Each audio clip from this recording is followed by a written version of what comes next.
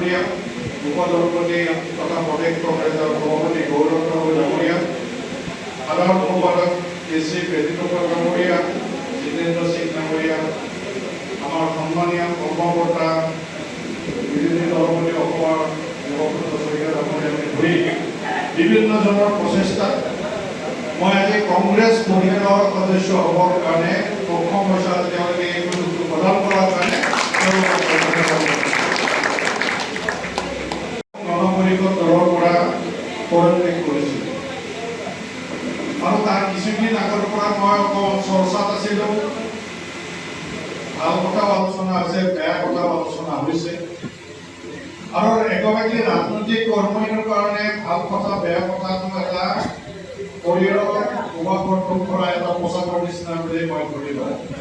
গতিকে যিসকলে মোৰ ভাল কথা চৰ্চা কৰিছে সেইসকলক মই ধন্যবাদ দিছোঁ, আৰু যিসকলে মোৰ বদনাম গাইছে সেইসকলক মই ধন্যবাদ জনাইছোঁ। মোৰ কোনো ইয়াত আপত্তি কৰিব লগা নাই।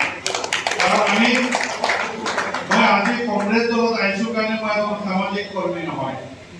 সুন্দৰ ডেকাই কৈছে আমি একেলগে ছাত্ৰ সন্থা কৰিছোঁ। হাইস্কুলীয়া জীৱনৰ পৰা এই সমাজখনৰ লগত আহিছে।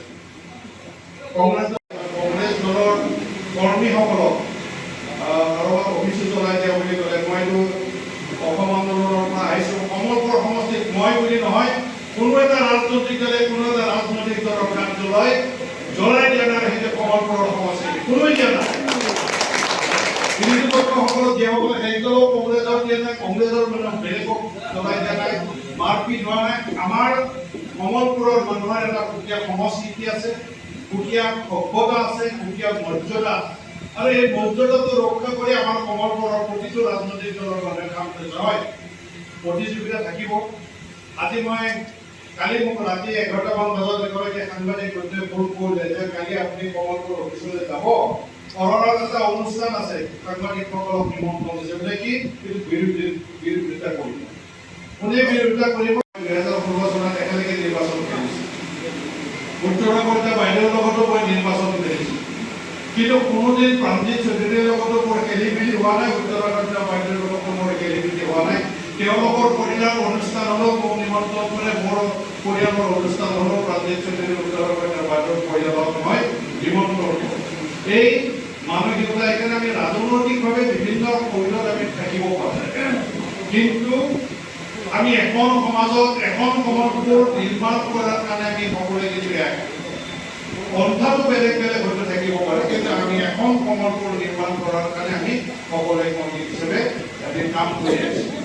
বহুতে কৈছে যে মই মানুহ এজিপিত আছিলোঁ, আহিলোঁ মই কংগ্ৰেছত, আৰু ভাৰতীয় জনতা পাৰ্টীয়ে সেইটো বিৰোধিতা কৰিবৰ কাৰণে ঘৰে ঘৰে গৈছে। যি কাৰণে বোধহয় আমাৰ সাংবাদিকসকলে জানিব অনুষ্ঠানটো বোধহয় সফল নহ'ল, যাৰ কাৰণে কোনো ধৰণৰ দিনাগ্ৰস্ত মহাপত মই ৰাজীৱ ভৱন পাৰ হৈ তাৰ কাৰণে ধন্যবাদ জনাইছোঁ।